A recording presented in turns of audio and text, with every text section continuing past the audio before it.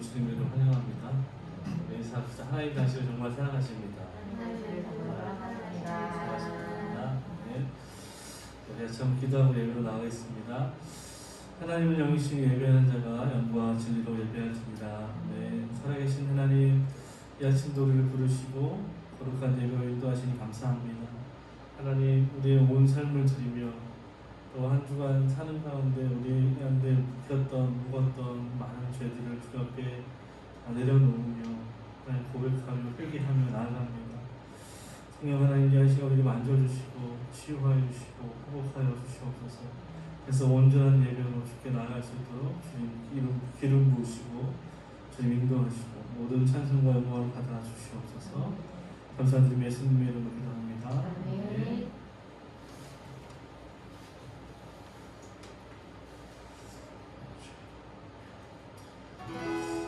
네, 우리 지극히 높은 주님을 찬양하며 나가겠습니다. 지극히 높은 주님의 낮은 성소로 들어갑니다.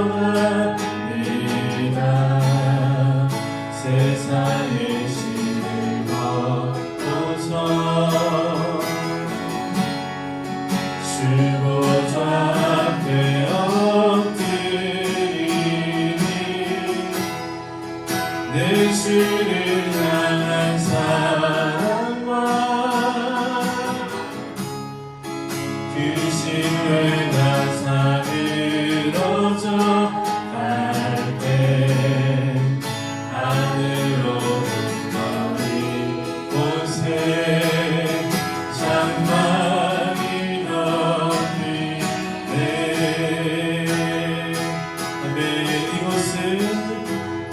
이곳을 덮으소서. 이곳을 비추소서. 내 안에 묻어섰던 모든 소망 다 회복하리니 이곳을 지나소서. 이곳을 만지소서. 내 안에 죽어가는 것들 예배 다 살아나리라. 우리 처음부터 고백합시다. 지극히 높은 주님의 지극히 높은 주님의 낮은 성소로 들어갑니다. 세상의 신을 얻고서 주보좌 앞에 엎드리 내 주를 향한 사랑과 그 신뢰가 사그러져 갈 때 하늘로 닿으리라. 장막이 덮이는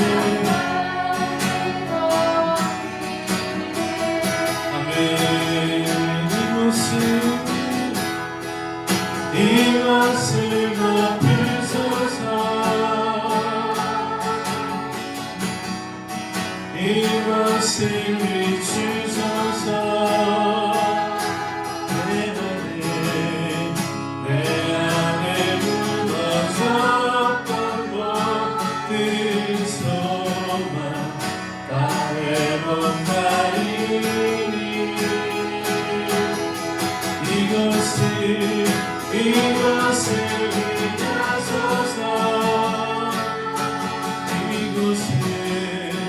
이곳을 만지소서.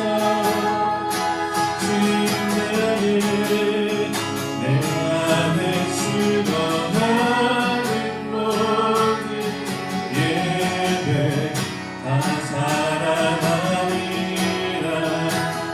믿음으로 이것을 덮으소서. 이것을 덮으소서. 주님 이것을 비추소서. 내 안에 무너졌던 모든 소망 다 회복하리니.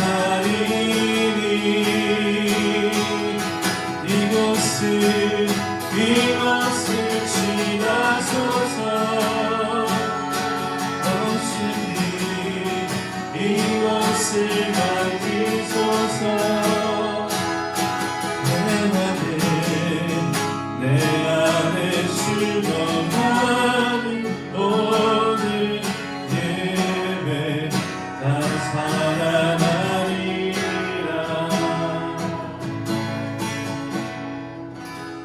네, 우리 사도신경으로 신앙을 고백하며 나가겠습니다. 전능하사 천지를 만드신 하나님 아버지를 내가 믿사오며 그 아들 우리 주 예수 그리스도를 믿사오니 이는 성령으로 잉태하사 동정녀 마리아에게 나시고 본디오 빌라도에게 고난을 받으사 십자가에 못 박혀 죽으시고 장사한 뒤 사흘 만에 죽은 자 가운데서 다시 살아나시며 하늘에 오르사 전능하신 하나님 우편에 앉아 계시다가 저리로서 산 자와 죽은 자를 심판하러 오시리라. 성령을 믿사오며 거룩한 공회와 성도가 서로 교통하는 것과 죄를 사하여 주시는 것과 몸이 다시 사는 것과 영원히 사는 것을 믿사옵나이다. 아멘. 영광 주님 찬양하며 나가겠습니다. 영광에 주님 찬양하세. 모든 영광 능력 찬송 예수님께.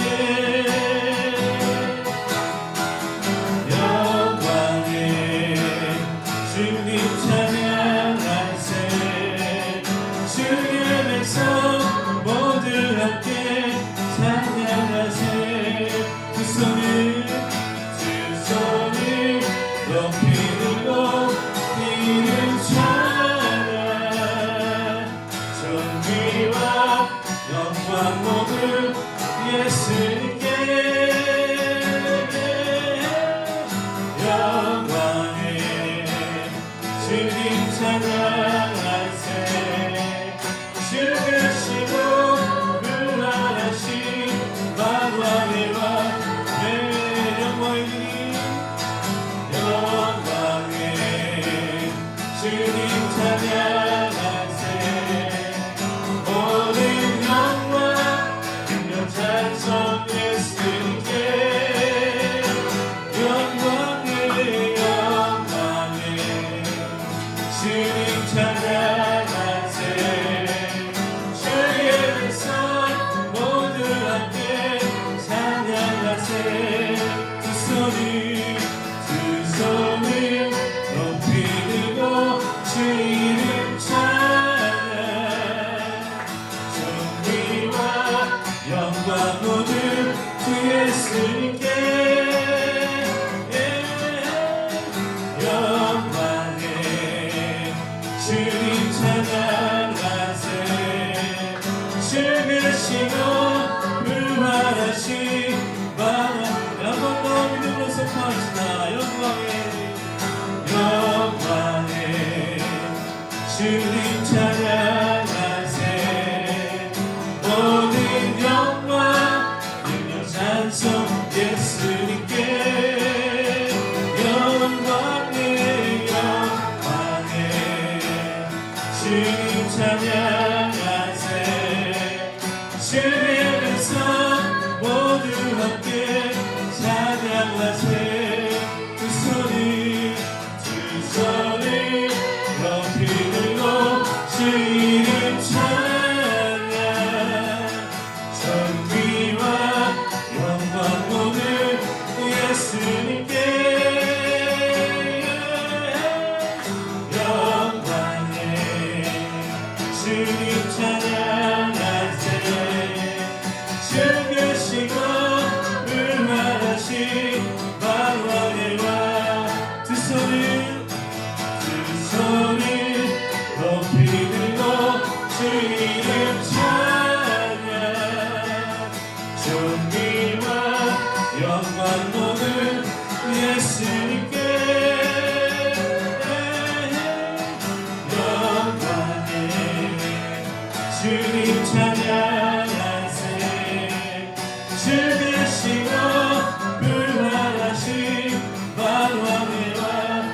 죽으시고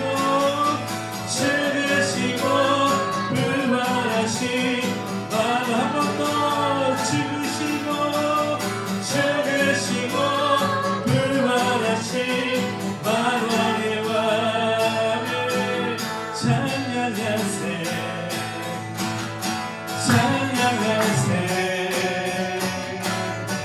함께 소리 높여 찬양하세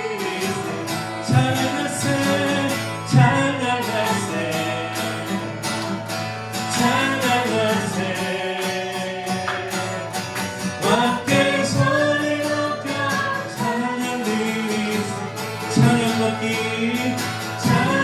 찬양받기에 합당하신 분.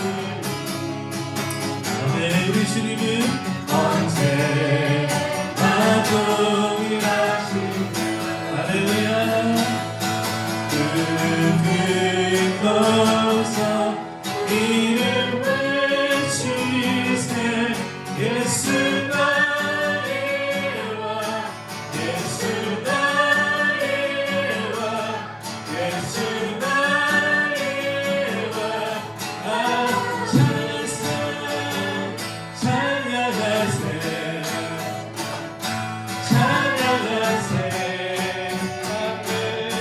함께 소리 높여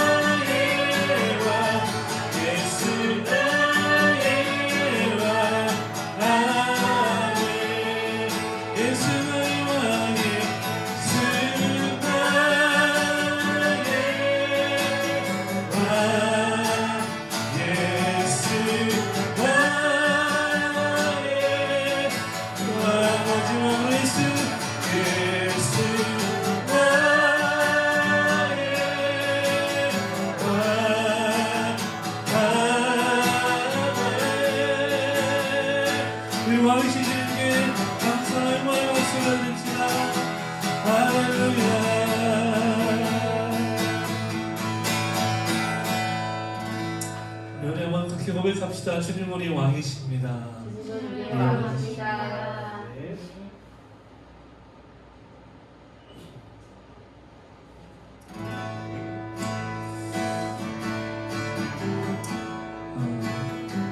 찬양을 고백할 때마다 참 어려운데요. 제가 가장 어려울 때 이 찬양을 처음 만나게 되는데 참 쉽지 않은 고백이에요. 그러나 이 고백을 우리가 믿음으로 들을 때 하나님 참 기뻐하실 줄 믿습니다.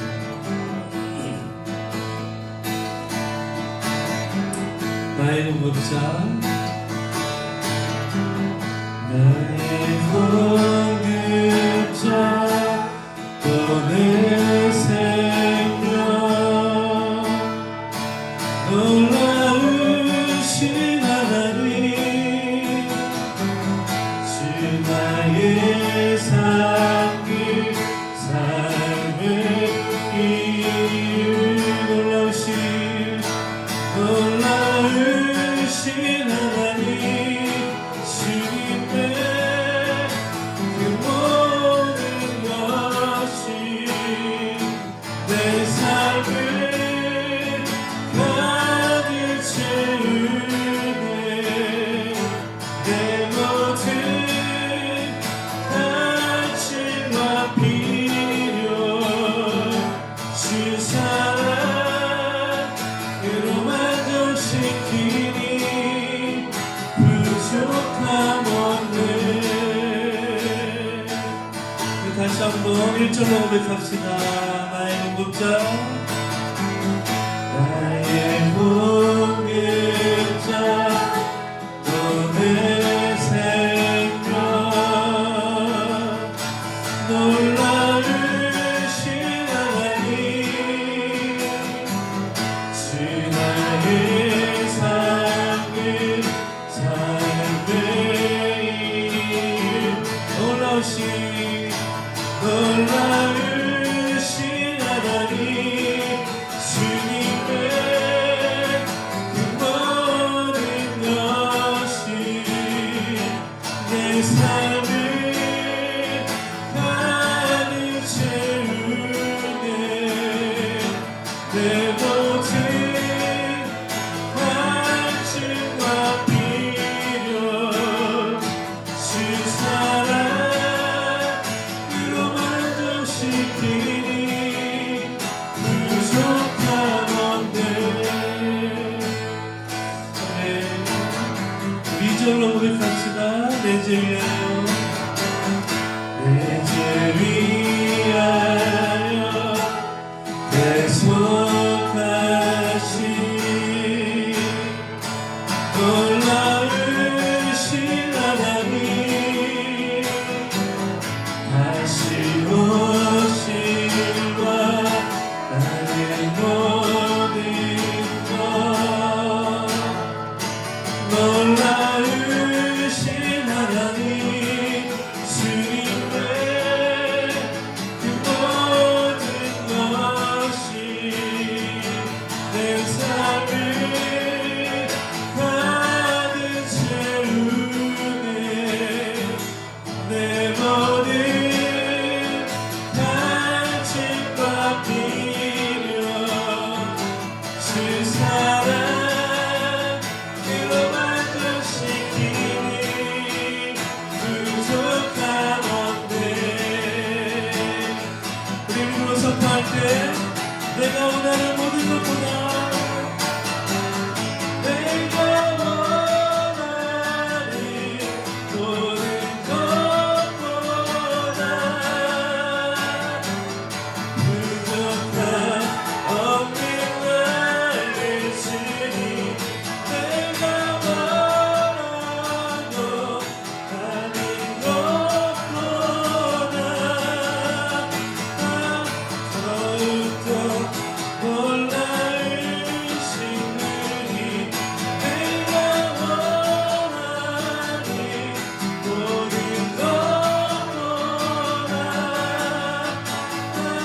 부족함 없는 나의 주님 내가 바라고 하는 것보다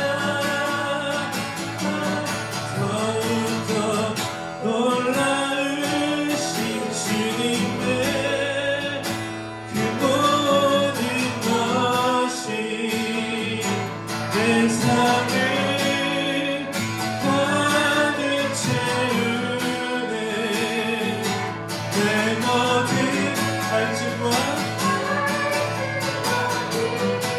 주 사랑으로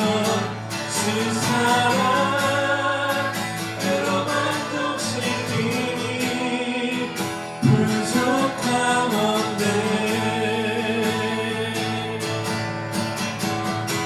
부족함 없네. 부족함 없네.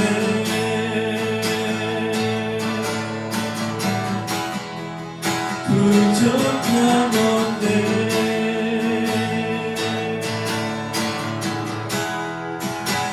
부족함 없네.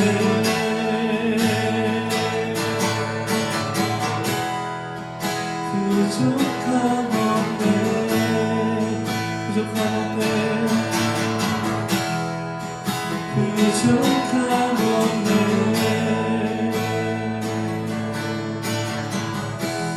다시 한번 기도로 나갈 때 주님 찬양의 고백과 같이 주님 우리를 만족시키심을 말미암아 하나님 우리 인생에 부족함이 없음을 고백하며 나갑니다. 하나님 이것이 우리의 믿음의 고백이 되기를 원하며 주님 우리 이 믿음이 우리의 삶을 다스려 주시기를 원합니다. 주님 오늘 예배할 때 이 부족함 없는 믿음의 고백과 선포가 온전히 우리 안에 자지 않게 도와주시옵소서. 이 믿음의 고백이 참으로 진실한 우리 심령의 고백이 되게 하여 주시옵소서. 더불어 기도할 때 하나님, 지금 온 나라가 산불로 고생하고 있습니다. 고통당하고 있습니다. 하나님, 속히 이 산불에 진화되고 고통당하는 영혼들이 하나님 회복을 경험할 수 있도록 주님 인도하여 주시고 도와주시옵소서. 속히 이것이 하나님 잡히게 주님 역사하여 주시옵소서. 다시 한번 산불을 진화를 위해서, 또 이번 주에 있을 대선 선거를 위해서 같이 한번 통성으로 기도하고 우리 김정인 사모님께서 대표 기도해 주시겠습니다. 같이 한번 기도하겠습니다. 하나님, 존경하신 하나님, 신실하신 하나님, 주님의 찬양입니다. 하나님, 그렇습니다. 여호와는 나의 목자시, 내가 부족함이 없으리로다. 이 다윗의 믿음의 고백이 오늘의 찬양을, 이 고백을 드리는 모든 고백이 되게 하여 주시옵소서. 주께서 우리 인생의 결핍과 우리의 피를 하시는 말미암아 주의 사랑으로 채우시고 도와시고 물부으심을 도와시고 주님의 인생에 더 이상 결핍이 없고 아무한테 내 우리 가운데 부족함이 없음을 다시 한번 믿음으로 고백하며 나갑니다. 하나님께서 우리가 온전히 하나님 나라의 영광을 보고 살게 해주시고 세상의 것에 우리 육신이 눈이 멀어서 아무도 그렇게 반복하며 나가지 아니하므로 주여 영광을 흘러주시고 이 부족한 것도 우리가 나오시는 이 고백이 우리 삶을 그냥 다스리도록 주님 역사하여 주시옵소서. 우리 기도하기 하나님, 온 나라 가운데 지금 아버지의 산불로 아버지 신음하고 있습니다. 주님, 속히 이 산불에 진화될 수 있도록 주여 붙잡아 주시옵소서. 속히 우리 꺼질 수 있도록 도와주시옵소서. 하나님, 천지의 왕으로 주장하신 하나님, 주여 속히 우리 꺼주시옵소서. 그래서 고통하신 하나님, 속히 고통해서 구원받게 해주시옵소서.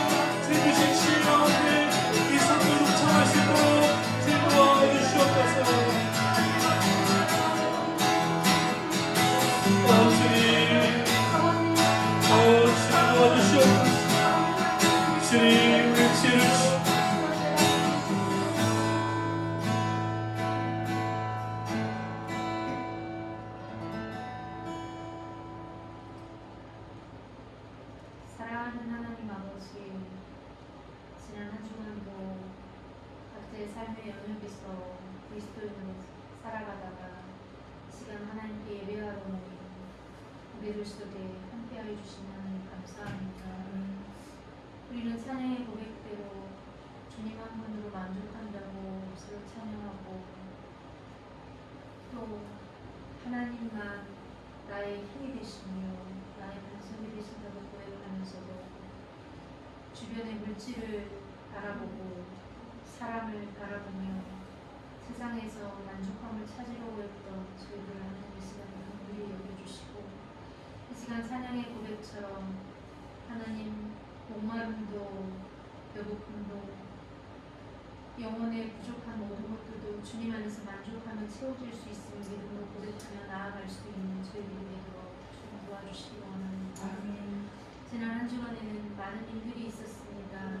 슬픔을 당한 가정도 있었고, 여러 가지 질병으로 고통당하는 사람들도 있었고, 계속 기도의 제목으로 기도하는 가정들도 있습니다. 하나님, 이 시간 슬픔을 당한 가정을 기도하여 주시고, 하나님 그 가정이 부활의 소망을 가지고 다시 한번 일어서게 하시며, 그 가정이 주의 평강으로 주의 희락의 영으로 하나님께서 도우시고 인도하여 주시길 원합니다. 하나님, 특별히 이 시간에 또 가고자 하는 나가교회를 주님 손에 올려드립니다. 하나님, 이곳에 하나님이 뜻이 계셔서 세워주신 이 나가교회가 하나님 그냥 대한민국 땅에 세워진 여러 교회들 중에 하나가 아니라 하나님 말씀이 바로 선포되어지며 하나님의 말씀처럼 영혼을 사랑하며 하나님의 눈이 가는 곳에 우리의 눈이 가며 하나님의 발이 가는 곳에 우리의 발이 가서 하나님 우리가 주님이 기뻐하시는 일들을 감당할 수 있는 교회로 서갈 수 있도록 하나님 늘 붙드시고 인도하여 주시기를 원합니다. 이전에서 하나님 기도할 때 기도의 응답을 누리게 하시고 문제가 해결되어지게 하시며 하나님을 만나고 경험하는 귀한 장소가 될 수 있도록 하나님의 깊은 지성소가 되며 하나님을 깊이 만나는 자리가 될 수 있도록 하나님 축복하시고 늘 성령님 이곳을 붙드시고 운행하여 주시기를 원합니다. 하나님 말씀을 들고 선포하시는 남도사님을 기억하여 주시고 늘 영광을 감격케 하시며 하나님 피곤치 않도록 붙들어 주시고 하나님 성도들을 향한 목양할 때 주님의 마음을 맡게 하시고 하나님 아버지 그 간절한 그 기도를 들으시며 그 사역 위에 동역자들을 붙이시며 필요한 모든 재정들을 공급하시며 하나님께서 이른 비와 늦은 비로 돕는 은혜를 허락하여 주시기를 원합니다. 하나님 내주하는 사모님에게도 동일한 은혜로 함께하여 주시고 직장과 사역을 겸할 때 피곤치 않도록 늘 지켜주시고 어느 곳에 가든지 그리스도의 향기가 나는 복된 사람이 될 수 있도록 하나님 축복하여 주시기를 원합니다. 이 예배가 온전히 하나님을 기쁘시게 하는 예배, 우리에게는 말할 수 없는 주님의 위로와 하나님의 임재가 있는 예배가 될 수 있도록 인도하여 주시기를 원합니다. 특별히 이제 이번 주에는 대선이 있습니다.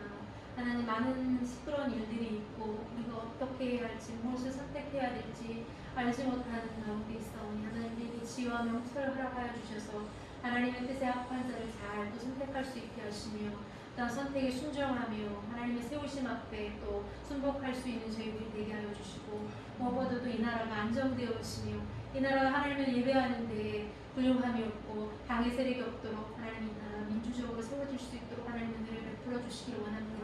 주님이 오시는 그날까지 대한민국 땅에 하나님을 찬양하며 예배하며 기도하는 일들이 끊어지지 않도록 하나님 붙들어 주시기를 원합니다. 산불로 인해 고통당하고 있는 백성들을 기억하여 주시고 하나님 빨리 산불이 진화되어서 또한 새롭게 다시 회복되어지며 다시 안정되어져서 다시 한번 삶의 터전을 회복할 수 있도록 하나님 은총을 베풀어 주시기를 원합니다. 이래 가운데 흑암의 영이 틈타지 못하게 하시고 우리가 말씀 앞에 집중하며 아멘으로 받고 우리의 삶에 그 말씀을 붙들 수 있도록 하나님 우리의 마음을 열어주시기 원하며 예수님 이름으로 기도합니다. 아멘.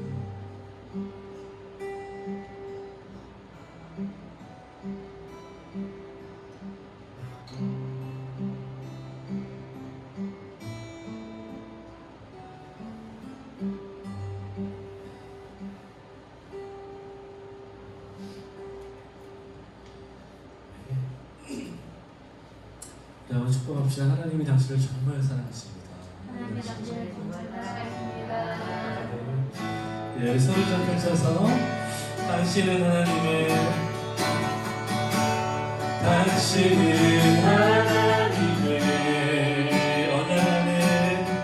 언약하네 그 축복의 통로 당신을 통하여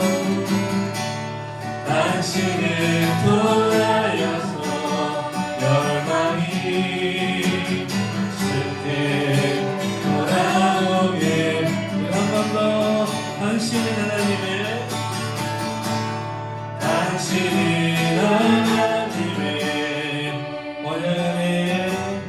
언약 안에 있는 축복의 통로 당신을 통하여서 주께 예배하게 되니 주께 돌아오게 되니 주께 돌아오게 한 번 더 주께 예배하게 되니 주께 예배하게 되니 아멘. 서로 축복하며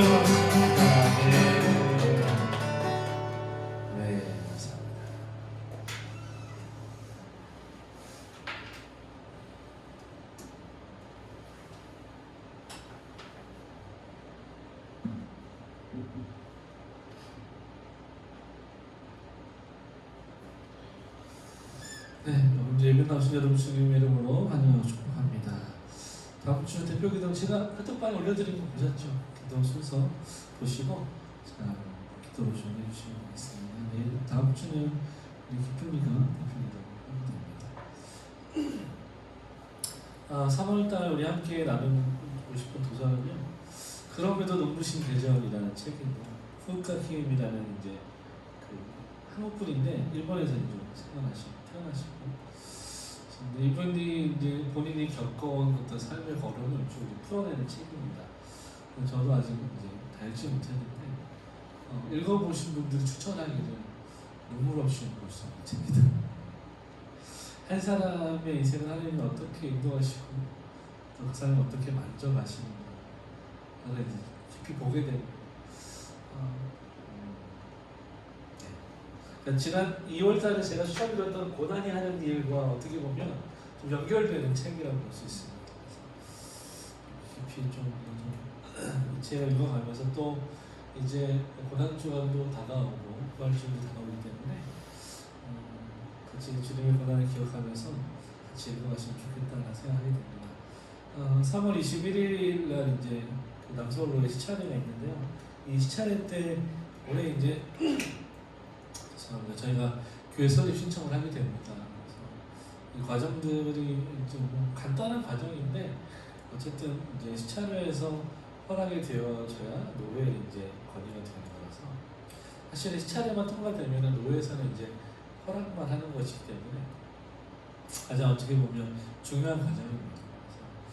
그래서 우리 마을교회가 정식으로 이제 총회에 등록된 교회가 되기 위해서는 거쳐야 되는 과정이기 때문에 이걸 같이 기도해 주시고 하나님 뜻이 어디 있는지 정확히 알지 못하지만 어쨌든 하나님 뜻이 여기 있다고 생각하고 믿음으로 설립 신청을 해야 할 때 같이 기도하셨으면 좋겠습니다. 교회 차량을 위해서 계속 기도하고 있는데요. 2월달에는 좀 급한 마음을 오셨는데 3월달 넘으면서 하나님 이렇게 급한 마음을 안 주셔서 때가 되면 주시겠지 그런 마음을 주시고 그래서 기도해 주시고 필요하면 하나님께서 더 수준적으로 있습니다. 3월 9일 수요일인데요. 20대 대통령 선거일입니다. 여러분의 마음에 또 생각하는 것들이 있으실 텐데 누구를 뽑든지 우리는 또 비밀 투표 아니겠습니까? 오늘 가족끼리도 공부하는 거니까 비밀 투표 꼭 하시고 유권자로서 이제 한 사람의 선거권을 행사한다는 것은 굉장히 귀한 일입니다. 교양이 있는 그리스도인의 삶이라고 할 수 있죠. 꼭 한 표를 행사하셔서 여러분의 권리를 잘 행사하실 수 있길 바랍니다. 이전에 제가 했던 투표들을 보면 제가 뽑은 분은 한 번도 당선이 안 됐어요. 그래도 꾸준히 투표를 합니다. 그래서 제게 좀 걸리니까 잘 투표하시고 또 하나님이 이 세상을 여전히 말씀으로 붙들고 섭리하신다는 믿음이 우리 안에 있기 때문에 어떤 사람이 되어도 하나님께서 세우신 사람이라고 믿음으로 받고 우리가 잘 했으면 좋겠어요. 우리 기도하는 제목들이 있는데요. 나라 민족을 위해서, 우리 교회와 공동체를 위해서, 여러분의 개인 신앙의 성숙을 위해서 이렇게 기도하는 한 주가 되었으면 좋겠습니다.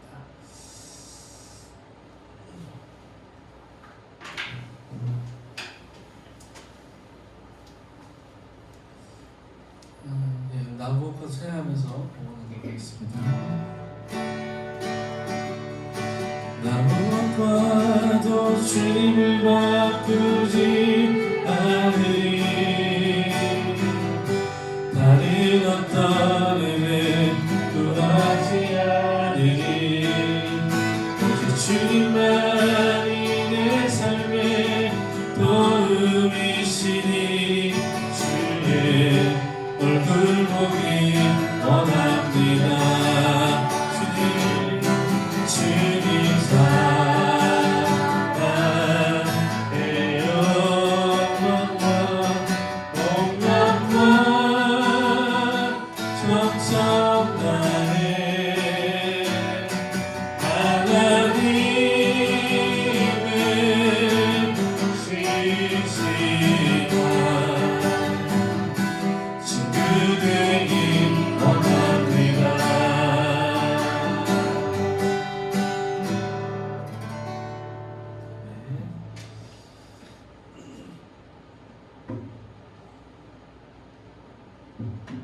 바쁘네요, 진짜.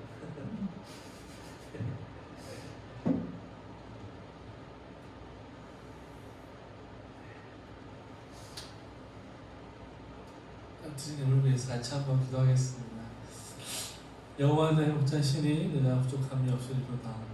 그가 나를 푸른 초장에 누이시며 쉴만한 물가로 인도하시는도다. 아멘. 살아계신 하나님, 전능하신 하나님의 이름 찬양합니다. 우리 삶을 날마다 붙드시고 그 사랑의 손길로 섭리하여 주시니 감사합니다. 우리 삶의 한순간도 하나님의 섭리와 하나님의 은혜와 하나님의 인재가 없는 순간이 없음을 다시 한번 시간 믿음으로 고백하며 나아갑니다. 하나님, 한 주간의 삶을 돌아볼 때 우리 연약함들이 여전히 남아있지만 그럼에도 불구하고 우리를 사랑하시고 늘 푸른 초장과 쉴만한 물가로 인도하여 주시니 주님 더욱 감사를 드립니다. 하나님, 오늘도 이 시간 주께 나아갈 때 빈손으로 나오지 않고 하나님께 드릴 예물 있게 하시니 감사합니다. 하나님, 이 아침 예배 가운데 하나님 11조와 성경 헌금과 감사 헌금과 또 여러 가지 제목의 헌금을 또 주님 손에 올려드리게 하시니 감사합니다. 하나님의 예물이 주님 나라와 하나님 영광을 위해서 복되고 아름답게 사용될 수 있도록 주님 붙드시고 인도하여 주시옵소서. 주님 바라기는 드린 손길들마다 기억하여 주셔서 저들의 삶이 날마다 거룩하여 지게 해주시고 하나님의 은혜로 충만하게 하시고 성령의 도우시는 손길 가운데 저들의 삶이 날마다 믿음의 삶으로 하나님 채워져 갈 수 있도록 인도하여 주시옵소서. 참으로 저들이 믿음으로 고백하며 구별하여 이 예물을 올려드리는 것 같이 저들의 삶과 저들의 인생과 모든 꿈과 비전도 시간도 하나님 앞에 온전히 거룩히 구별해 드릴 수 있도록 믿음을 더하여 주시옵소서. 주님 바라고 축복하기는 요셉과 같이 담을 넘는 은혜를 허락하여 주시고 참으로 지경을 더하여 주셔서 하나님 늘 사랑하는 자들에게 구워주며 나눠주며 하나님 베풀며 살아갈 수 있도록 축복하여 주시옵소서. 감사드리며 예수님의 이름으로 기도하옵나이다. 아멘.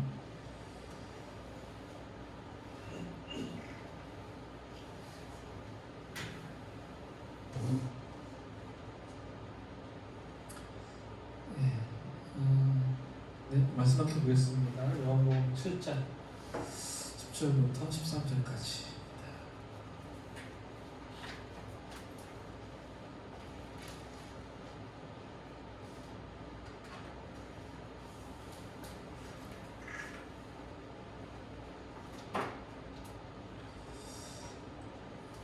제가 어제 좀 준비하다가 우리가 요한복음을 언제부터 시작했나 보니까 2년 전에 시작했더라고요. 횟수로 2년이 된 거죠. 2020년 말에 시작해서 21년 쭉 1년 동안 요한복음 계속 묵상하고 이제 21년이 됐는데 7장까지 왔네요. 언제까지 가는지 우리 한번 봅시다.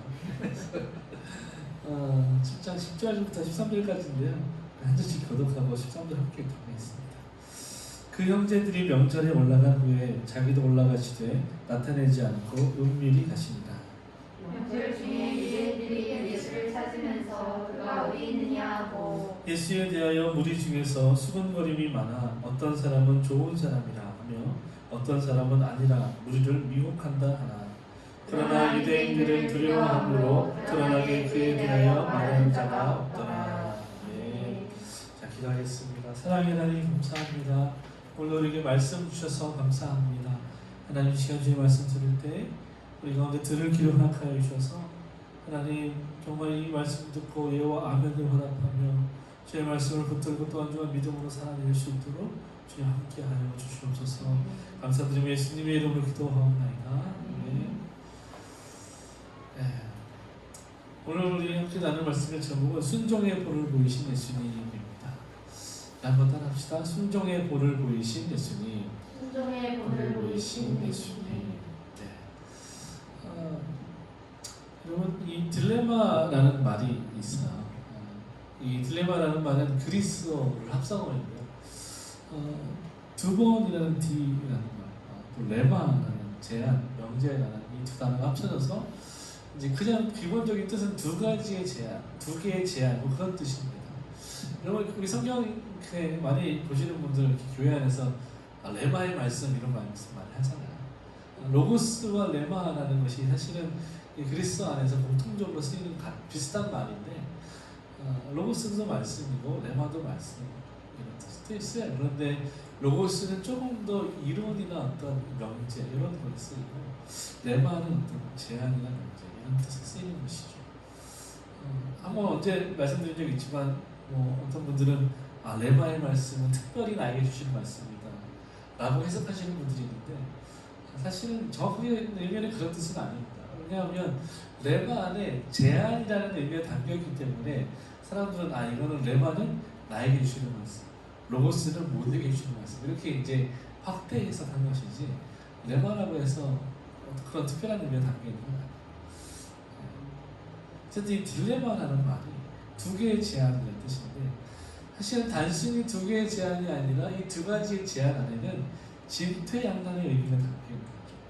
두 가지의 제안이 있지만 사실은 어느 한 가지 뚜렷하게 쉽게 선택하기가 어려운 그런 순간을 딜레마라고 하는 거죠. 이런 실험이 있었다는 거예요. 트롤리 실험이라고 하는데 이 트롤 기차 같은 거죠. 근데 이 기차가 많은 짐을 싣고 빠른 속도로 이제 달려가고 이 선로를 달려가고 있는데 그 선로 앞에 이 직선 거리에는 많은 사람들이 모여 있고 또 한쪽 편에는 우회전을 하게 되면 한 사람이 서 있는 거예요. 근데 이 방향을 조절할 수 있는 키를 내가 가지고 있다고 생각해 보십시오. 멈출 수는 없어요. 브레이크가 없는 거예요. 반드시 이쪽으로 가든 저쪽으로 가든 한쪽으로는 가야 되는 거죠. 이 두 가지 제한이 키를 잡고 있는 여러분에게 주어졌다고 생각하십시오. 자, 여러분 어느 쪽을 선택하시겠습니까? 한 명입니까? 여러 명입니까? 여러분 뭘 선택하시겠어요? 둘 중에 하나 고르시면 다른 건 없어요. 어렵죠. 예전에 이제 읽었던 책 가운데도 그런 질문이 있어요. 댐이 가득 찬 거예요. 비가 많이 왔어요. 그래서 이 물을 방류시켜야 돼요. 이 물을 방류시키면 댐 아래에 있는 작은 마을에 사는 노인들이 죽어요. 근데 이걸 방류시키지 않고 댐이 터지면 도시에 있는 많은 사람들이 피해를 입어요. 그러면 댐에 있는 물을 방류시켜서 노인들을 죽게 할 것인가? 댐을 터트리게 내버려둬서 도시에 있는 젊은 사람들이 피해를 입게 할 것인가? 선택해요. 라는 질문을 주어진 거죠. 그럼 이거 어떻게 선택해야 돼요? 이런 질문이 우리한테 주어졌을 때 사실은 우리가 어떤 결정을 분명히 내리게 되는 순간이 있는 거죠. 이런 극단적인 순간이 아니라고 해도 뭔가 이건 정말 딜레마다라고 할 만한 질문들이 우리 생각으로 던져질 때가 있어요. 근데 그 질문에 대답을 해야 되는 거죠. 선택을 해야 돼요. 근데 많은 사람들이 그 결정을 내릴 때 그 결정을 하게 되는 모티베이션은 뭐냐면 자기의 가치관이나 자기가 어떤 관심이 있거나 아니면 자기가 뭔가 흥미로워하는 거기에서 결정이 한다는 거죠.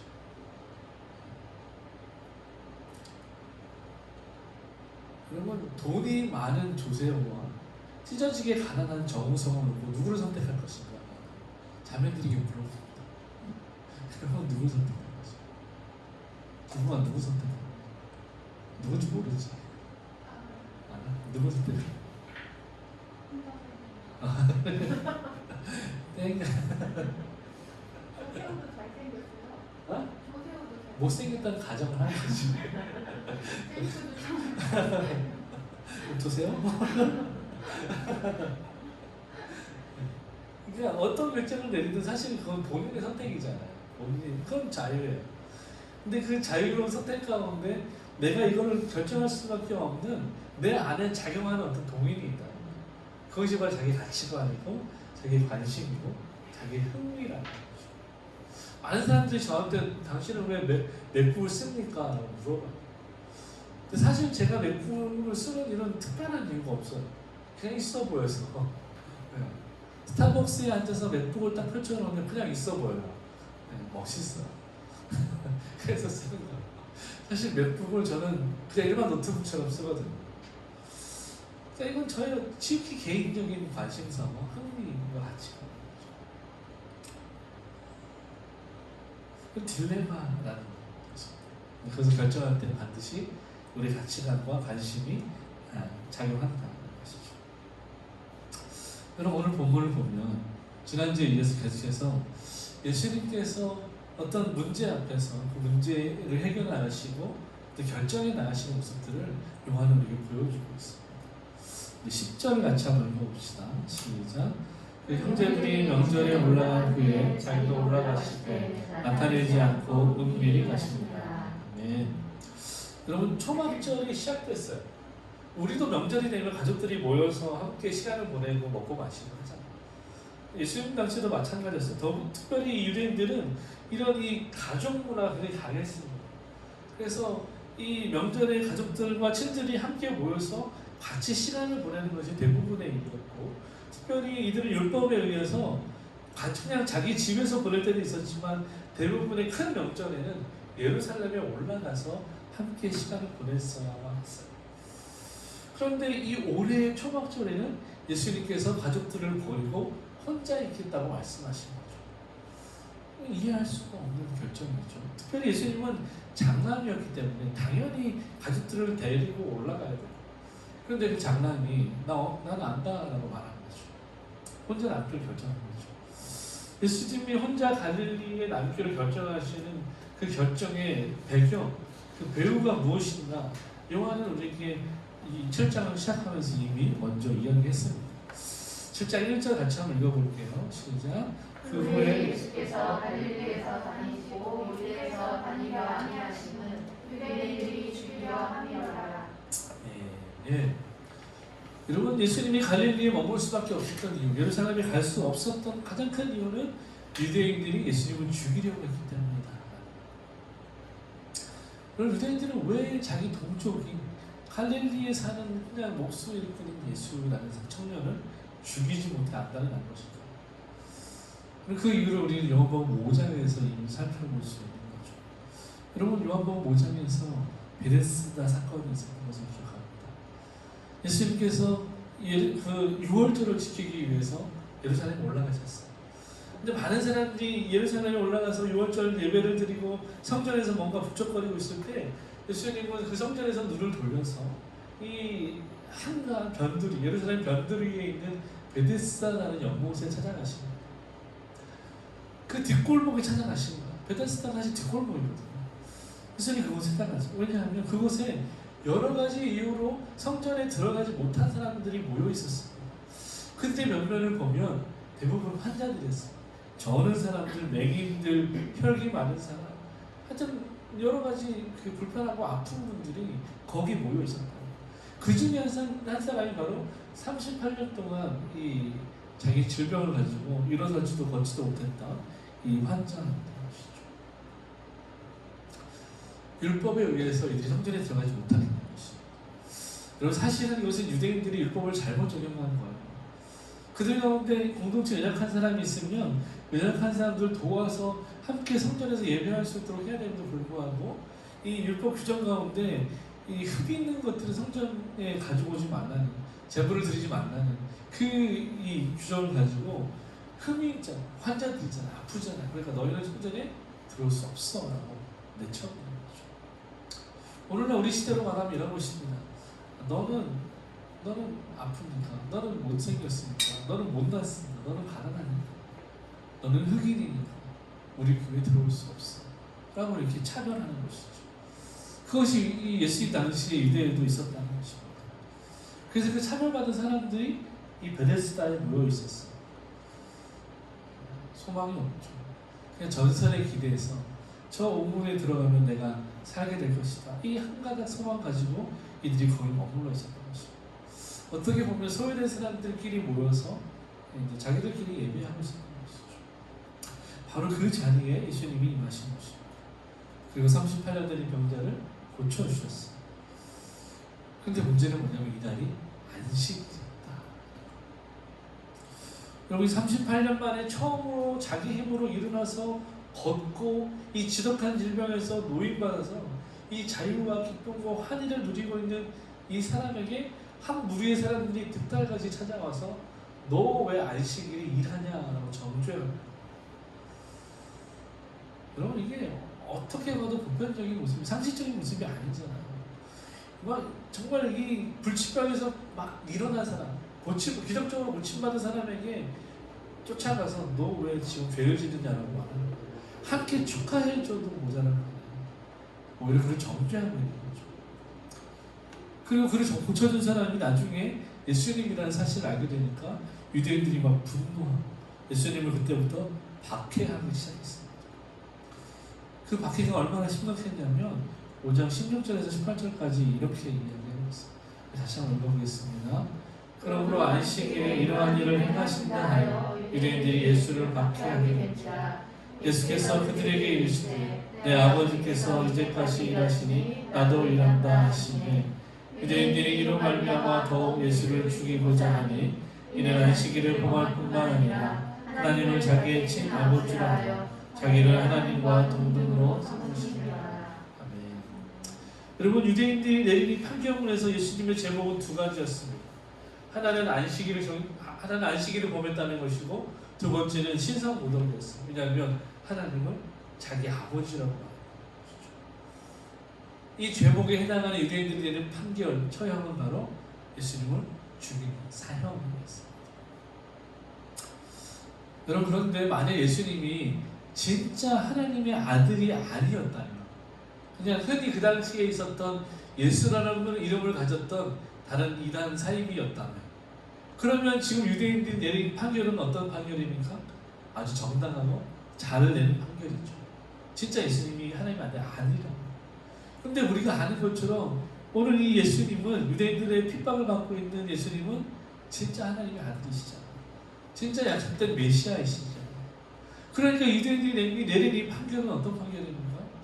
엉터리인 거죠. 잘못된 판결인 거죠. 여러분 오늘 이 유대인들의 모습을 보면서 우리는 무엇을 생각해야 되냐면, 사람은 누구나 자기가 보고 싶은 대로 보려는 관성이 있다는 것입니다. 자기가 믿고 싶은 거, 자기가 듣고 싶은 것을 들으려는 습성이 있다. 영상을 하나 볼게요. 여러분들은 이제 짧은 동영상 하나를 보시는 겁니다. 동영상에 등장하는 여성 가운데 흰옷을 입은 여성들이 공을 몇 번 패스하는지를 맞춰보세요.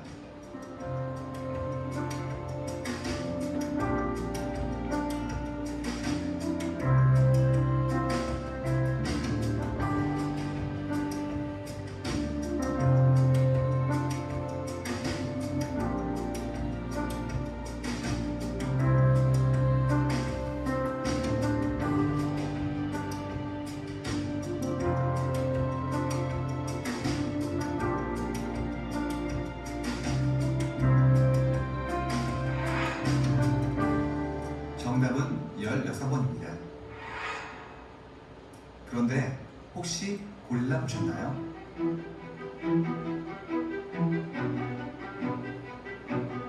하버드 심리학과에서 만든 이 실험 영상을 본 사람 가운데 지금까지 절반이 고릴라를 보지 못했습니다.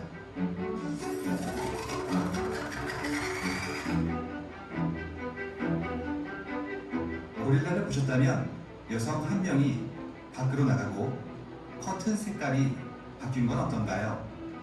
보셨나요? 일일이 못 보는 거죠. 그리고 없다고 생각하는 거죠.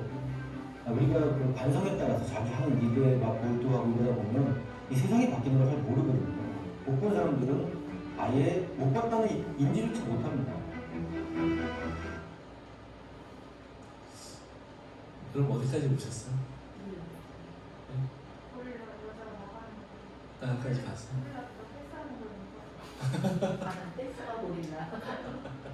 그러니까 이게 저는 알고 봤는데도 사실은 이게 여자가 나가는 건 못 봤어요. 그거 못 봤어요. 커튼 생각까지 다 봤거든요. 이게 실제로 1979년에 있었던 실험이에요. 그 실험을 이제 영상을 만든 건데, 이 16번 이걸 세느라고, 패스수를 세느라고 그 절반의 사람들이, 실험을 참여했던 절반 사람이 고릴라를 못 봤다. 근데 실제 실험에서는 고릴라 이 분장한 여학생이 9초 동안 무대에 있었다. 우리 지금 잠깐 등장했잖아. 근데 원래 9초 동안 있었는데 그 9초 동안 그 절반의 사람들은 고릴라를 못 본 거야. 우리가 생각해 어떻게 못 볼 수가 있지? 하는데 우리도 못 본 것들이 있는 거죠. 그리고 나서 이 두 심리학자가 이런 현상을 이제 무주의 맹시라는 이제 정의를 내린 거죠. 자기가 보고 싶은 것에 집중하느라 정작 중요한 것을 놓치는 현상을 무주의 맹시라는 이름으로 이제 정의하게 된 것입니다. 여러분 이 실험이 우리에게 보여주는 건 뭐냐면 사람은 자기 기준으로 보고 또 자기가 맞지 않는 것은 용납하지 않으려는 관성이 있다는 것입니다. 자기가 듣고 싶은 것을 들어요. 자기가 보고 싶은 것을 봅니다. 자기가 알고 싶은 것만 알려고 하는 거죠. 실제로 많은 사람들이 그래서 알고 있는 대부분의 것은 포괄적인 지식이라기보다는 자기의 관심의 결과물이라고 하는 거죠. 그럼 참 신기하죠. 우리나라 사람이 영어를 12년 6년 이상 적어도 6년 이상 영어를 공부해요. 근데 왜 외국 사람만 만나면 도망갈까요? 문법적으로 정말 잘 알아요. 문제도 잘 풀어요. 영어 시험 보면 100점 맞아요. 근데 정작 미국 사람 만나서 Hi, hello, I'm fine, thank you. 그 다음에 단어가 안 나오는 거지. 그 많은 영어 시들은 쏟아지지 않는 거예요. 그러니까 자기 관심의 결과물인 거예요. 여러분 신념이나 직관이라는 것도 그래서 사실은 자기가 관심을 둔 것의 결과물이라는 거죠. 이번에 대선 후보 나온 사람들이 어떤 분이 대한민국을 사회주의 체제로 만들어야 된다라고 이제 공약을 받더라고요. 저는 그런 생각이 들었어요. 과연 이 사람이 사회주의 국가에서 살아는 봤을까? 하는 생각이 드는 거죠. 사회주의가 뭔지 이론으로는 너무너무 잘 알겠죠. 근데 정말 그 사회주의가 지배하고 있는 그 나라에서 살아봤을까 싶어요. 여러분 예수님 당시 유대인들도 마찬가지였다는 거죠. 자기들의 틀에 갇혀서 진짜를 알아보지 못하는 여러분 이것은 우리도 다르지 않습니다. 우리가 믿음으로 하는 일이라고 하는 것들 가운데 상당히 많은 부분들은 사실은 기독교와 상관없는 것이었습니다. 근데 자기는 우리 안에 어떤 것이 있냐면 나는 지금 믿음으로 하고 있어. 나는 말씀대로 하고 있어. 라고 하지만 사실은 성경과 상관없는 성경에 없는 내용들을 우리가 임의로 만들어내서 그것을 어떤 기독교 전통 안에 끼워 넣는 것을 보게 되는 거죠. 그건 너무너무 많습니다. 여러분 사실 신방이라는 것은 굉장히 고귀한 기독교의 가치이고 초대교회부터 있어왔던 어떤 믿음의 행위입니다. 근데 충계대신방 이것은 기독교의 전통은 아닙니다. 원래 이건 무당들이 하는 거예요. 무당들이 봄가을 되면 때에 맞춰서 이제 큰 국거리를 하는데 사람들이 오는 것이죠. 마치 연초에 토종기회를 보듯이. 여러분들이 기독교의 전통과 막 약간 이렇게 믹스가 되어버려서 마치 기독교 문화인 것처럼 그렇게 변질된 것이죠.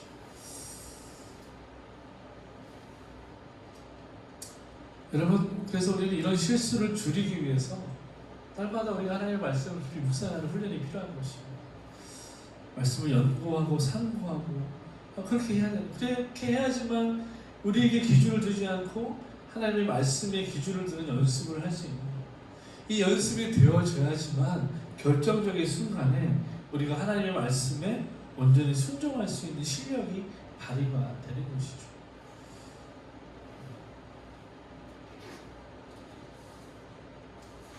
그리고 오늘 본문 가운데 드러난 예수님의 결단과 행동을 보십시오.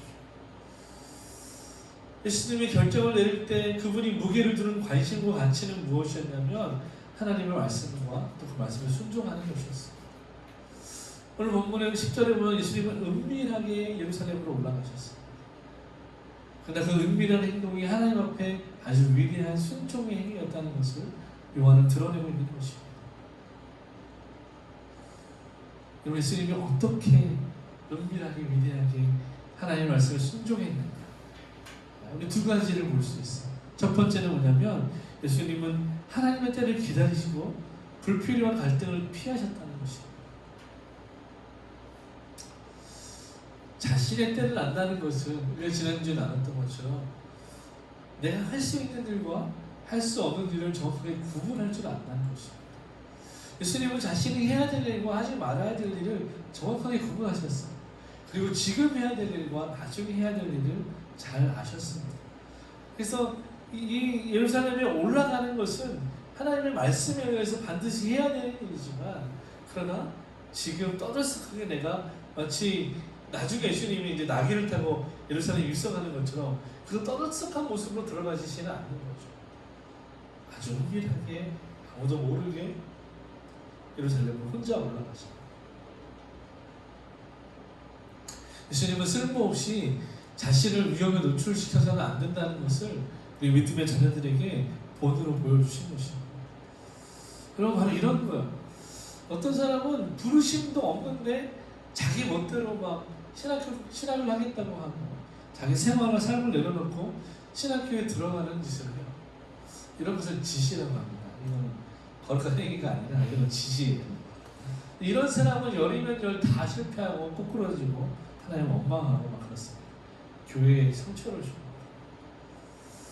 여러분, 부르심이 아니면 나서지 말아야 됩니다. 인내해야 하고 견뎌야 되는 것입니다.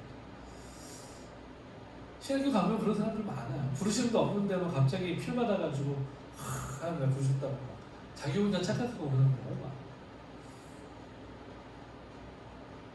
제가 어느 교회에서 사역할 때 한 집사님께서 저를 찾아와 오셨어요. 그래서 자기가 예배사역팀에 너무 들어가고 싶다. 왜 들어오고 싶으시냐 물어봤더니 이 앞에서 이렇게 예배하는 객치를 볼 때 제가 너무 은혜가 되고 자기도 그렇게 다른 사람들에게 은혜를 끼치고 싶다, 헌신하고 싶다는 거예요. 그래서 제가 그렇게 하십시다 하고 팀으로 받아들였어요. 그리고 나서 이분이 딱 한 달 하다가 그만두시고 도망가셨습니다. 당연한 거죠. 여러분, 이분은 어떤 무대의 화려함을 보셨어요. 근데 그 뒤에서 얼마나 치열하게 이 예배팀들이 훈련받고 헌신하고 있는지 몰랐던 거죠. 그리고 그 자기가 이 무대에 서는 것만 헌신이라고 생각했던 거예요. 그냥 자기 부르심이라고 생각했던 거예요. 근데 그 무대 뒤에 진짜 헌신이 있었다는 것을 몰랐던 거예요. 많은 사람들이 몰랐어요. 그리고 이 당시에 제가 예배팀을 어떻게 양육했냐면요, 토요일날 오후에 이제 연습을 해요. 한 2시간 연습합니다. 그러면 연습이 끝나면 다 모여서 이제 참된 예배자 책을 읽고 나름 후회를 합니다. 한 2시간 그렇게 해요. 또 이제 다 끝나면 다 같이 1시간 정도 기도하고 예배하고 그렇게 합니다. 그건 집에 보내야죠. 주말 아침에 7시까지 교회에 와요. 1부팀. 아니 1부팀, 2부팀 그때 다. 주말 7시에 다 같이 예배팀을 모여서 아무도 교회에 출근하지 않아요. 심지어 목사님도 안 오셨어요. 그런데 예배팀, 예배사역팀은 다 7시에 모여서 우리끼리 같이 예배드리는 거예요. 그래서 7시부터 8시까지 예배팀 예배는 따로 드렸어요. 그리고 9시에 1부 예배 드렸거든요. 그때 그 당시 예배팀 청년들이 이렇게 헌신했어요. 근데 그 집사님 딱 한 달, 4주 이렇게 해보시더니 도저히 자기는 못하겠다.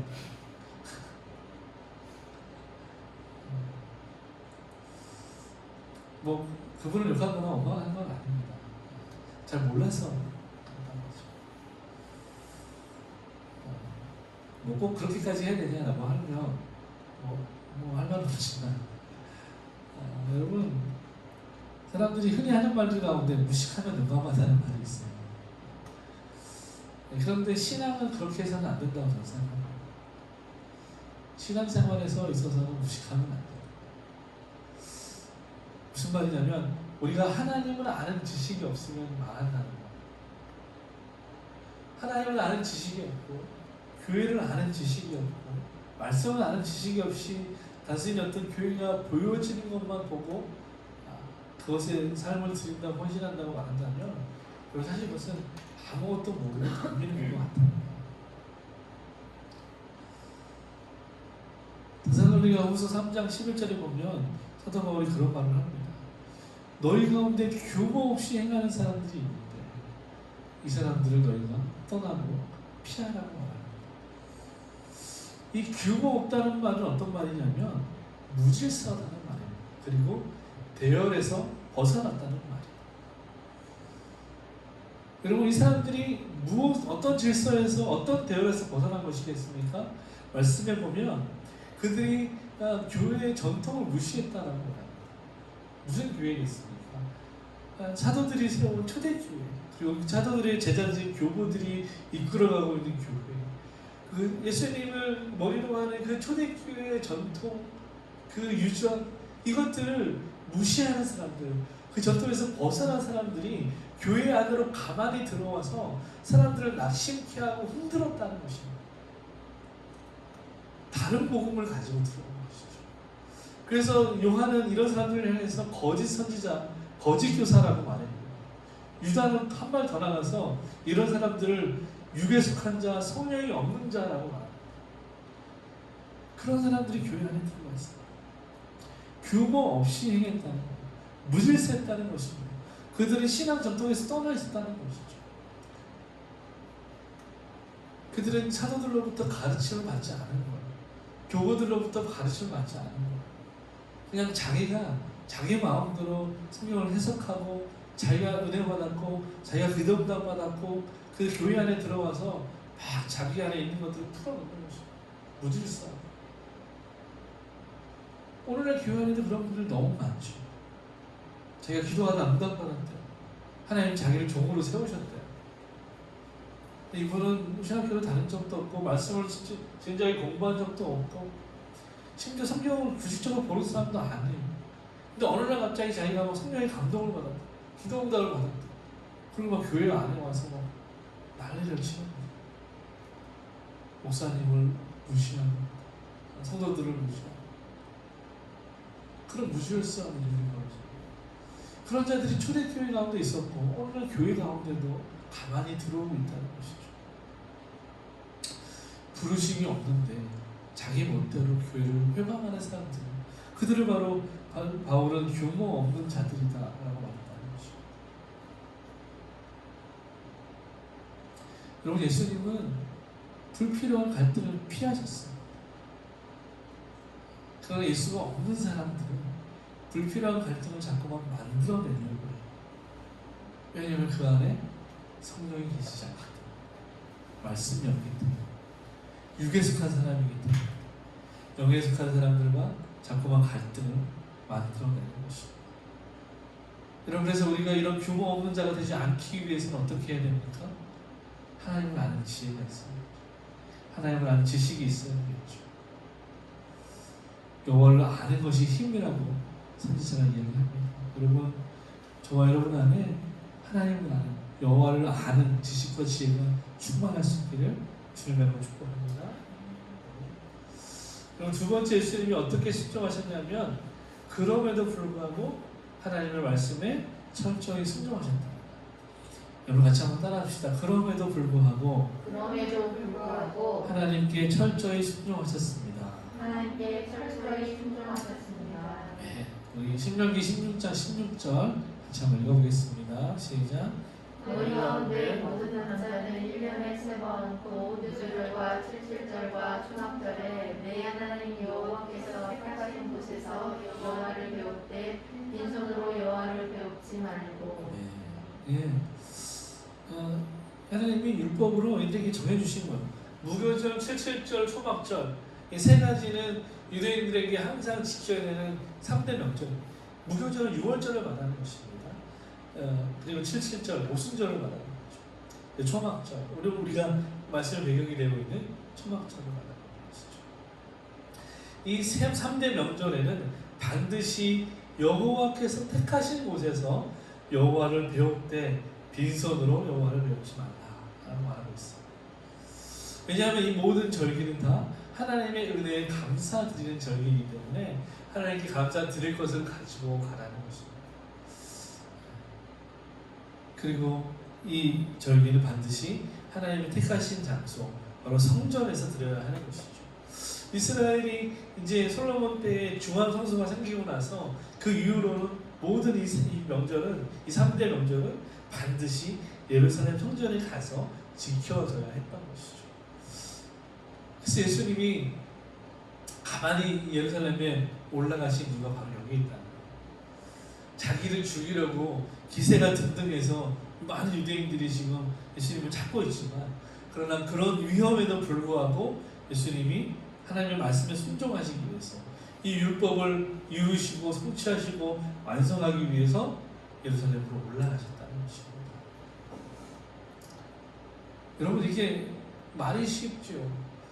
나를 죽이려는 원수가 나를 쫓아오고 있는데, 심지어 거기서 기다리고 있는데 그 원수의 올무 가운데로 내가 들어간다는 거잖아요. 여러분, 이것이 어떻게 쉬운 일이겠습니까? 그러나 예수님은 하나님의 말씀에 철저하게 순종하시기 위해서 그 어렵고 힘든 일을 결단하고 순종하셨다는 것입니다. 그럼 예수님께서 우리에게 순종의 모범을 보여주시는 것이죠. 하나님, 예수님은 40년 동안 철저하게 하나님 말씀에 순종하시는 모습을 보여주셨습니다. 전적으로 순종하셨고, 또 십자가에서 말씀으로, 십자가에서 마침내 죽기까지 예수님은 순종하시는 모습을 우리에게 보여주시는 것이죠. 사랑하는 여러분, 우리는 위험을 자초해서는 안 됩니다. 그러나 다른 한편으로 볼 때 하나님의 말씀이 우리에게 어떤 일을 하라고 말씀하실 때, 분명하게 하나님 우리에게 명령하실 때는 우리가 그 결과가 어떤 것이 된다 할지라도 머뭇거리지 않고 하나님의 그 말씀에 순종해야 된다는 것입니다. 여러분, 이것이 믿음이 있는 자의 모습인 것이죠. 이 순종에서 여러분, 우리는 우리의 가치와 우리의 생각과 관심과 우리의 어떤 흥미들과 우리의 어떤 전통들, 이런 것들을 내려놓아야 하는 것이죠. 왜냐하면 이 모든 것들보다 하나님의 말씀이 우선하기 때문인 것이죠. 그래서 내 생각이 아니라, 내 가치가 아니라 하나님의 말씀에 나를 맞추어 드리는 이것이 바로 진짜 순종이 되는 것입니다. 여러분, 이 순종 앞에서 우리는 머뭇거릴 수가 없어요. 그 머뭇거림은 결국 우리의 믿음 없음이 되는 것이기 때문입니다. 여러분, 주님은 갈등은 피하셨지만 십자가 앞에서는 한치도 머뭇거리지 않으셨어요.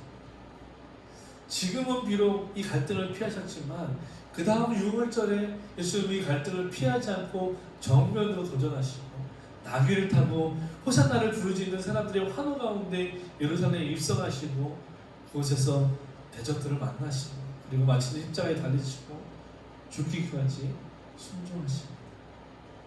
여러분, 지금 예수님이 죽음을 피하신 것은 무서워서가 아니라 하나님의 말씀을 이루기 위해서 참고 인내하고 있다는 것을 우리는 보아야 하는 것이죠.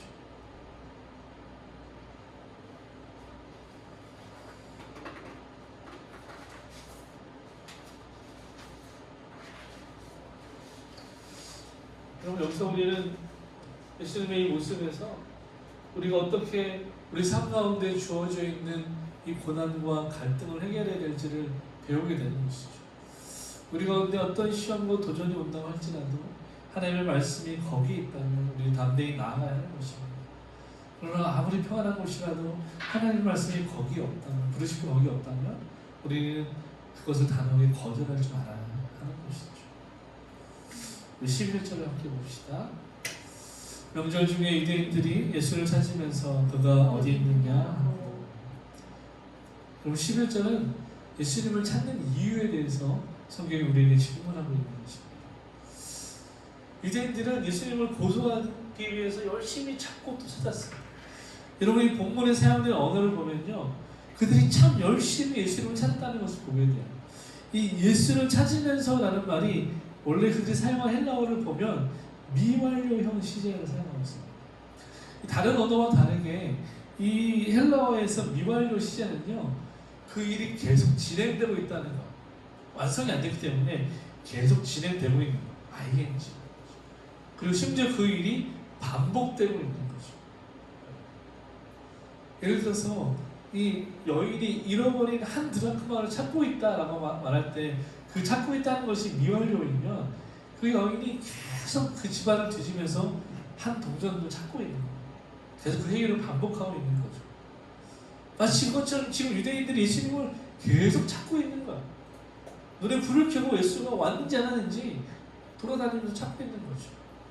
마치 경찰이 범인을 수색하듯이 막 포위망을 좁혀면서 유대인들이 지금 예수님을 찾고 있는 거야.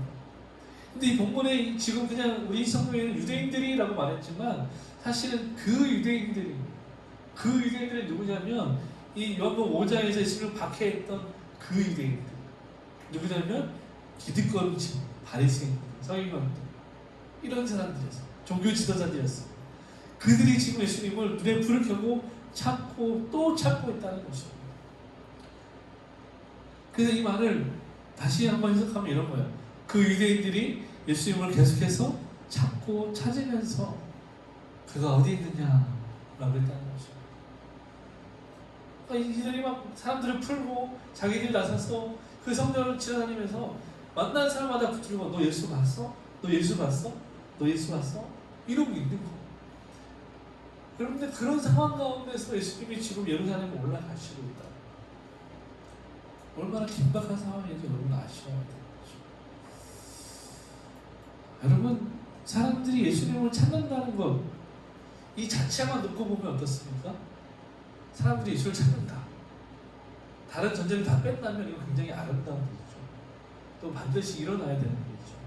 사람이 반드시 예수님을 찾아야 됩니다. 근데 지금 바리새인들이 유대인들이 예수님을 열심히 찾고 있어요.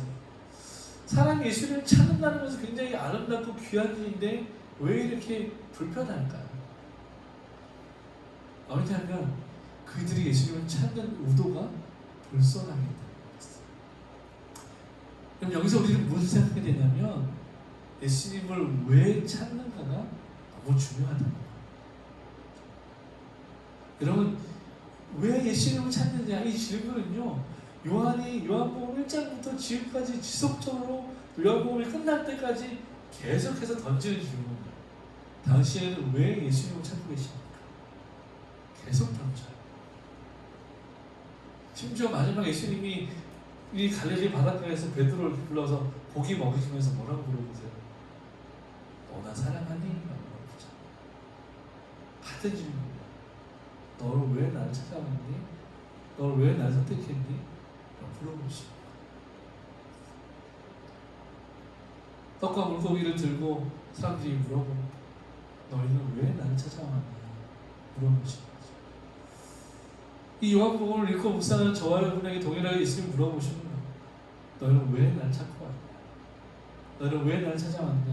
라고 물어보시는 거죠.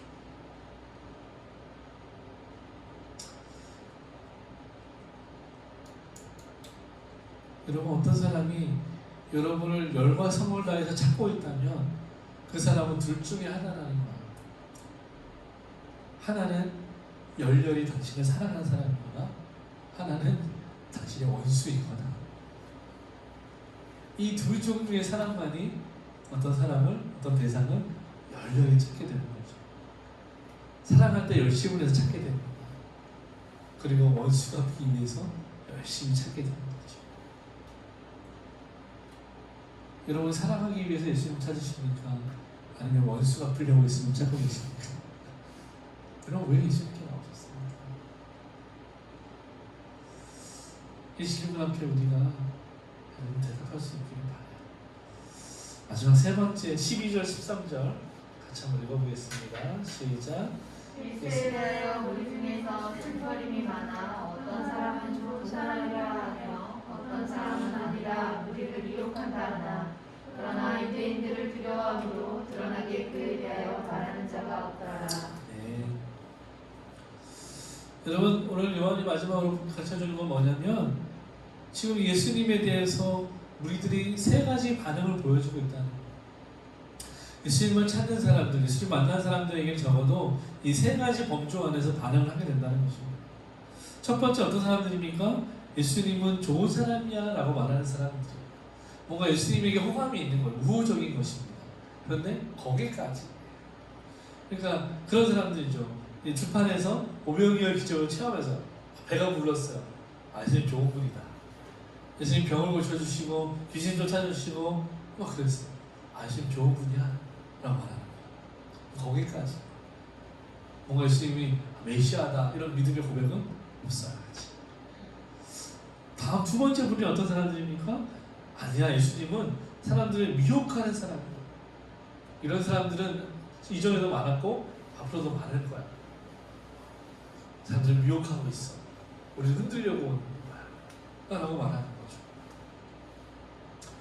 어떤 사람들이 이렇게 말하겠습니까? 오늘 예수님을 찾고 있는 그 유대인들이죠. 많은 사람들이 예수님의 말씀을 듣고 예수님을 쫓아가니까 자신들의 종교적인 기득권이 흔들리는 거야. 자기들의 기반이 흔들리는 것입니다. 그러니까 예수님을 향해서 미혹하는 자라는 프레임을 씌워버리는 거죠. 그래야지만 이런 네거티브를 해야지만 예수님을 무너뜨릴 수 있을 거라고 이 사람들은 생각하는 거예요. 여러분 어쩌면 2000년 전이나 지금이나 똑같을 거예요. 선거운동 시작하자마자 서로 비방하고 싸우고 욕하고 그때나 지금은 똑같은 거죠. 마지막으로 세 번째 예수님에 대해서 반응하는 우리들은 그것입니다. 예수님이 좋은 사람이라는 것을 넘어서 예수님을 이제 믿어. 예수님이 메시아라는 것을 그 사람들은 믿기 시작했습니다. 근데 문제는 뭐냐면 아직 이 믿음이 연약하기 때문에 사람들을 향한 두려움이 있어요. 예수님을 믿는 믿음보다 이 두려움이 더 큰 거야. 그래서 이 두려움 때문에 예수님을 드러내놓고 따르기가 어려운 사람들. 이런 사람들이 세 번째 부류인 거죠. 여러분은 1, 2, 3번 중에 어디에 속하십니까? 4번입니다. 사랑하는 여러분, 예수님을 믿는다는 것은 그때나 지금이나 혁명입니다. 굉장한 혁명. 왜냐하면 기존에 있어 왔던 지속되어 왔던 어떤 체제와 어떤 이론과 사상들을 전복시키고 뛰어넘는 것이기 때문에 그렇습니다. 여러분 중국과 사회주의 국가에서 왜 복음을 받아들이지 않고 왜 교회를 핍박합니까? 교회가 말하는 그 복음 안에 그 진리 안에 자유함이 있기 때문에 그렇습니다. 이것이 들어왔을 때 자신들이 가지고 있는 기득권과 그 체제가 무너질 것이라는 두려움이 있기 때문에 교회를 핍박하게 되는 것이죠. 여러분 예수를 믿는다는 것은 혁명입니다. 개혁입니다. 복음은 구원의 기쁜 소식이지만 그러나 어떤 사람들에게 복음은 불편한 소식일 수 있다. 여러분 어떤 신학자가 그렇게 얘기합니다. 교회는 부흥해야 한다. 그러나 성도는 부흥을 싫어한다. 무슨 말입니까? 여러분 부흥을 위해서는 교회는 자기를 쏟아붓는 헌신이 있어요. 근데 오늘 교회가 성도들이 자기를 깨트리는 그 헌신을 드리고 싶지 않아 한다는 것입니다. 어떤 영적인 부흥 말할 것도 없이 양적으로만 교회가 부흥한다고 해도 성도들은 불편해하는 거죠. 마치 돌아온 탕자의 형처럼 불편해요.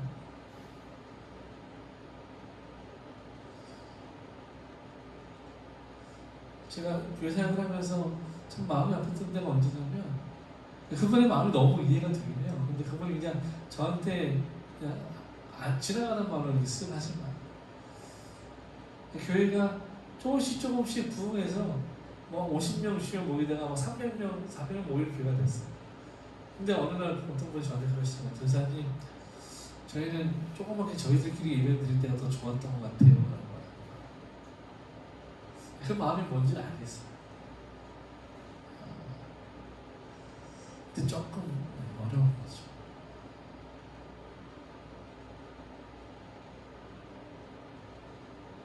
이 얘기를 왜 했는지 모르겠는데 여러분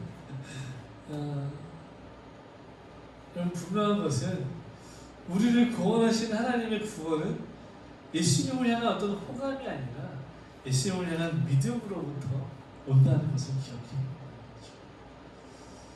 예수님에 대해서 호감을 가지고 있어. 여러분 이것은 아직 어떤 구원받은 하나님의 자녀가 되었다라고 말할 수 없는 것입니다. 그분을 영접한다는 것은 호감을 갖는 게 아니에요. 그분을 믿기로 결정하고 삶을 드리는 헌신이 있다는 거죠.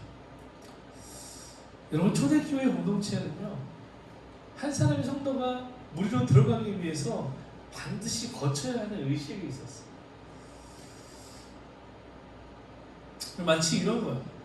결혼식, 어제도 제가 결혼식에 갔다 왔는데 남자와 여자가 만나서 사랑을 하게 되고 이 부부가 되는 결혼식을 하기 위해서 어떻게 됩니까? 서로의 마음 가운데 호감을 가지고 있어.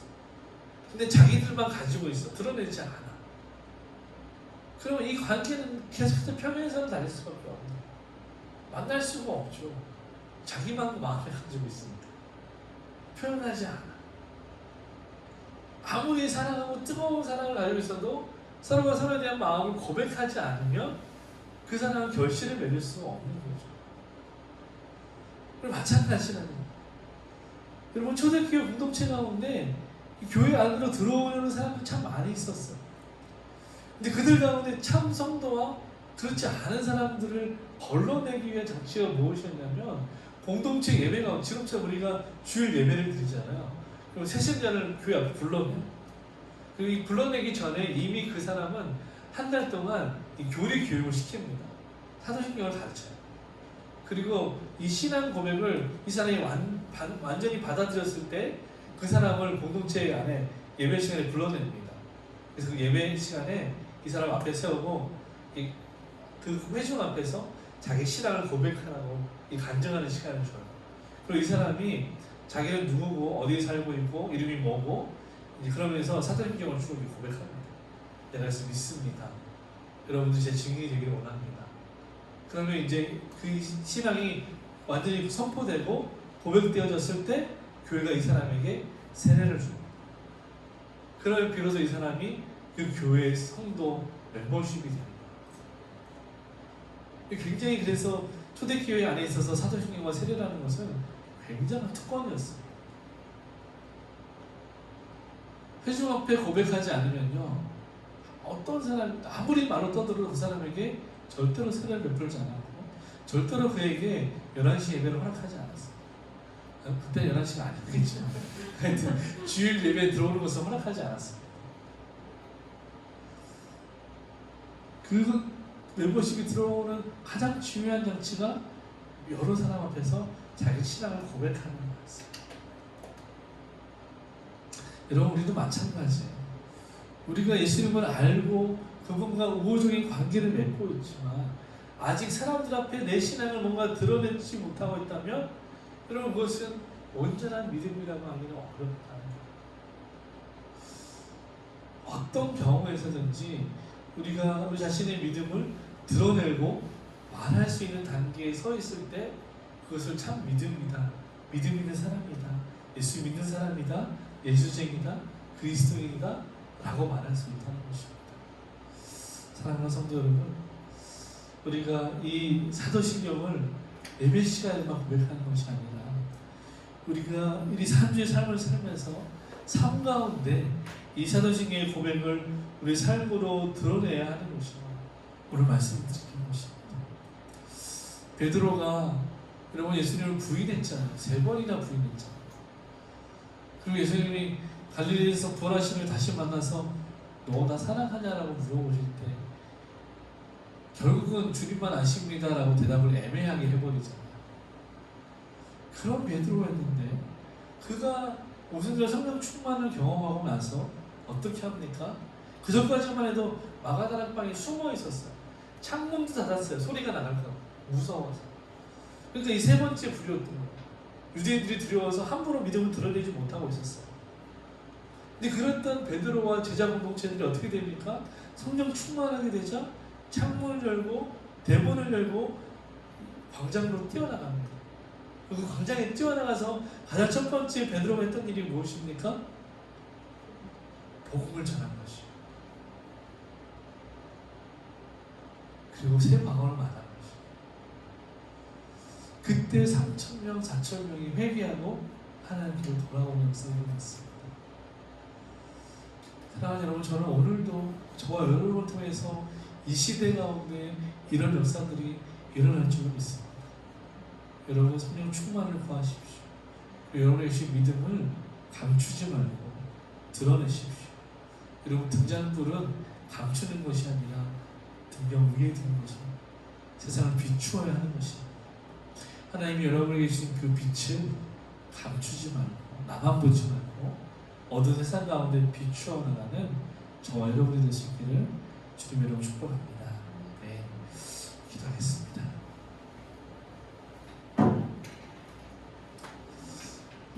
사랑의 하나님 감사합니다. 하나님 오늘 예수님께서 필요 없는 갈등을 피하시고 또 하나님의 때에 따라 그 때에 맞추어서 하나님의 말씀에 순종하는 모습을 보여주신 것 우리가 잘 보았습니다. 하나님 사랑하는 마음교회 성도들 한 사람 한 사람도 그렇게 자신의 때를 알고 자기에게 주어진 사명을 알고 믿음으로 살아낼 수 있도록 주님 인도하여 주옵소서. 때로는 하나님의 부르심이라면 우리가 머뭇거리지 않고 고난이 있다 할지라도 결과가 어떠하든지 과감하게 결단하고 믿음으로 행동할 수 있도록 주님 우리 인도하여 주시옵소서. 주께서 그럼에도 불구하고 순종하신 것 같이 철저하게 낮아주시고 십자가에서 죽기까지 순종하신 같이 하나님 우리도 그 믿음 품받아 이 한 주간 살아갈 수 있도록 도와주시옵소서. 하나님 우리의 힘으로 그렇게 할 수 없음을 겸손하게 고백하고 인정합니다. 하나님 이 시간 구하오니 주의 성령께서 각 사람 위에 기름 부어 주시옵소서. 충만하게 임재하여 주시옵소서. 주의 성령의 충만함으로 말미암아 하나님 베드로와 같이 우리의 믿음을 드러내고 복음을 증거하는 한 주간 믿음의 삶을 살아낼 수 있도록 주여 축복하여 주시옵소서. 감사드리며 예수님의 이름으로 기도하옵나이다. 아멘. 우리 주기도문 드리겠습니다. 하늘에 계신 우리 아버지여 이름이 거룩히 여김을 받으시며 나라의 마옵시며 뜻이 하늘에서 이루어진 것 같이 땅에서도 이루어지이다. 오늘날 우리에게 일용할 양식을 주옵시고 우리가 우리에게 죄의 심자를 사하여 준 것 같이 우리의 죄를 사하여 주옵시고 우리를 시험에 들게 하지 마옵시고 다만 악에서 구하옵소서. 대개 나라와 권세와 영광의 아버지께 영원히 있사옵나이다. 아멘.